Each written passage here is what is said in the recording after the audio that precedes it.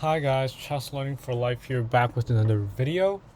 Today we're looking at a game between USA and Uzbekistan match. It's the blitz round 4. It's between Hikaru with the white pieces and Javokhir Sindarov with the black pieces. Yeah, let's look at it. Hikaru with his English opening again, and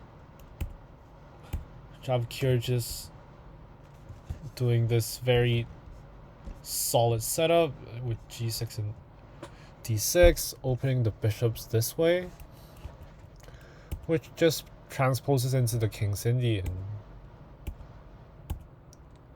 Now here's c5.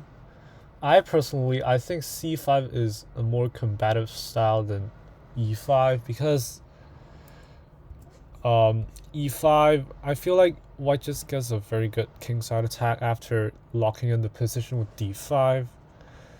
White can play for maybe like h4, h5 here. White doesn't necessarily have to castle.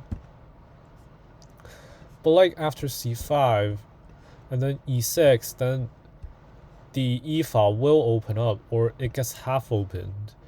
And this e pawn is a very good target.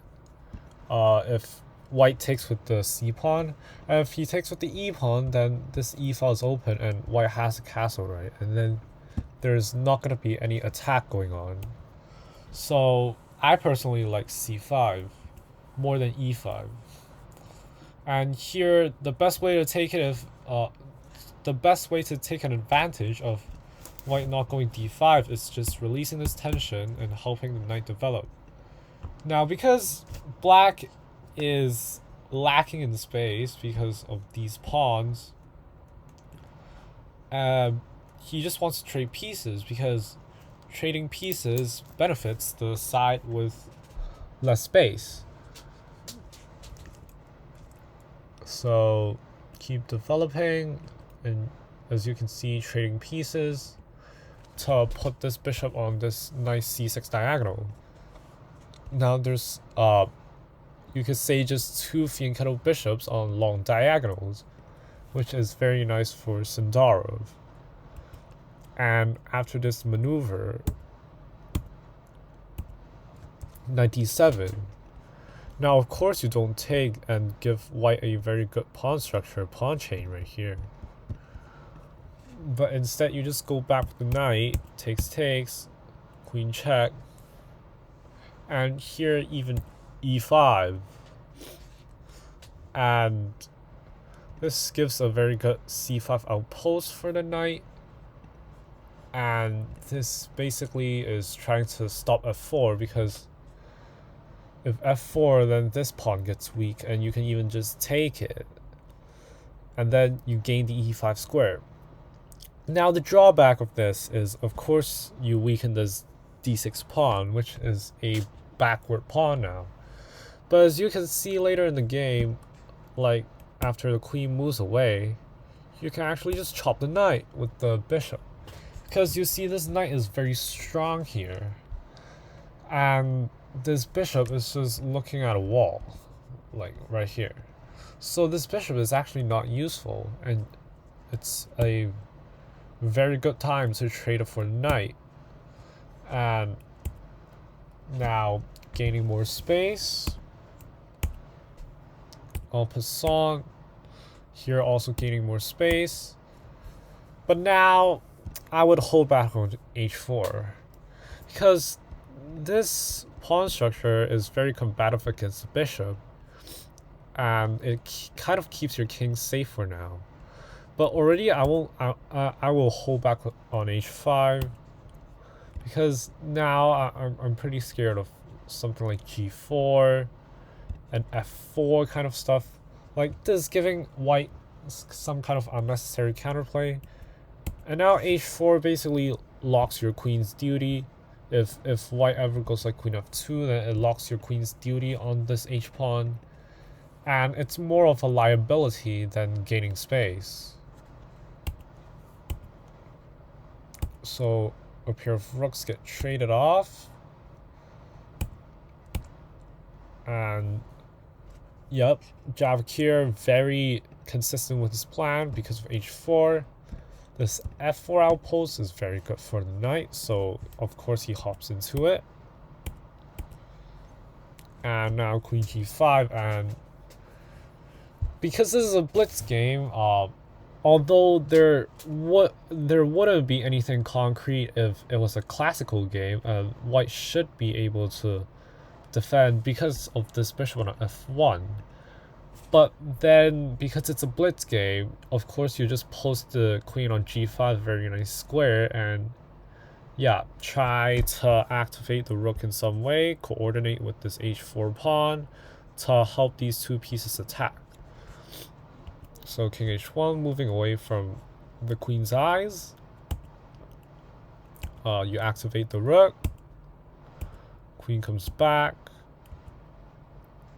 And now b6. Which, I don't know why you play b6, because here you could just play rook b3. And yeah, Javokhir went for it. I think Hikaru was relying on the reply, which is rook c7, but it's actually a blunder, because now the kingside hunt actually works, because you just allowed a rook into b1, and this pins the bishop. And now after takes and queen g5, this queen can't move, and you can try pushing this pawn. Hikaru tried it. But then here, can you find a very nice move to force a win for white? You can pause the video right here. So there's a very nice move right here, is knight d3. It's a deflection tactic. And the idea of this move is basically to chase away the queen from the protection of the bishop.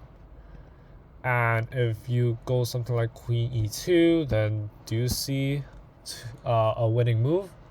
There's two very winning moves right here. So the move is basically queen e3 or d2. So it's basically the same idea, just deflecting the queen from the defense of the bishop, because if you could take the bishop without the queen taking back, then this is already checkmate. It's a back rank checkmate. So Hikaru went for g1, some prophylaxis, but it doesn't work, because then the queen just swoops in, and who's stopping knight f2 check? Now the only defense right here that is not just giving up the queen is h3, which after check, and simply just taking this pawn, now the attack is still going on, and you could try pushing b7, but it's not going to work out for you, because now white is threatening all kinds of stuff. Maybe like a rook b2, and then even maybe taking the bishop I would consider, just all kind of stuff.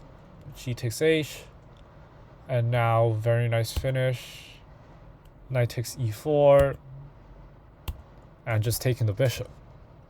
And yeah, Javokhir wins his blitz game against Hikaru.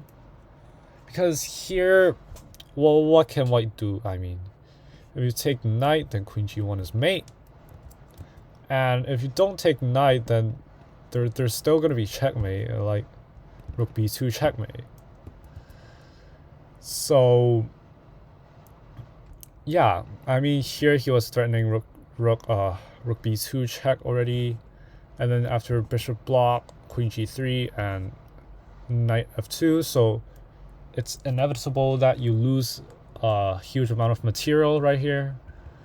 So yeah, Hikaru resigned in this position, and Javokhir with nice win for Uzbekistan.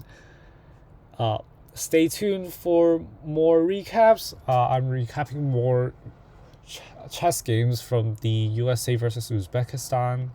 I hope you guys enjoy it. Make sure to like and subscribe, and I'll see you all next time. Bye.